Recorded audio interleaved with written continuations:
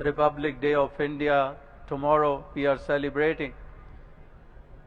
When the Constitution of India was enforced, India became a republic. Although we got independence in 1947, but it was in 1950 that we became a republic. तो कल Republic day है और ये देश प्रेमियों के लिए जहाँ पर फख्र की बात होती है, वहाँ पर ये भी एहसास करना ज़रूरी है कि जहाँ पर अपने मुल्क के ऊपर इसकी आज़ादी को प्राप्त करने के कारण इतनी जद्दोजहद के बाद, इतनी कुर्बानियाँ और बलिदानों के बाद हमें आज़ादी भी मिली, लेकिन उसके बाद जो अगला कदम जो और कहीं अधिक इम्पोर्टेंस रखता है कि हमारी कुछ जिम्मेदारियां भी हैं, हमारी कुछ ड्यूटीज़ भी हैं।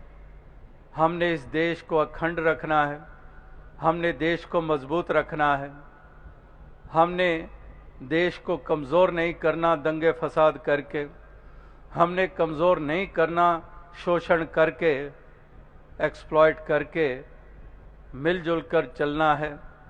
सब ने एक दूसरे की कदर करनी है और मिलजुल कर हमने देश को और आगे बढ़ाना है।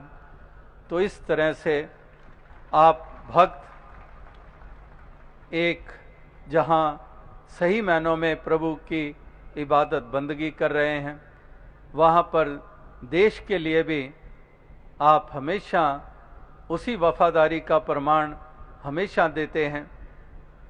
तो हमेशा सेवा दल के जवान यही गाते हैं कि ना हिंदू ना सिख ईसाई ना हम मुसलमान हैं, मानवता है धर्म हमारा, हम केवल इंसान हैं।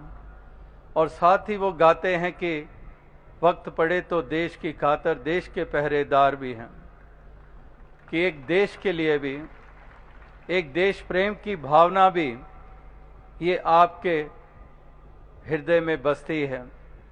इसलिए आप लगातार हमेशा देश के हित के लिए ही कार्य करते हैं, सारी मानवता के हित के लिए कार्य करते हैं।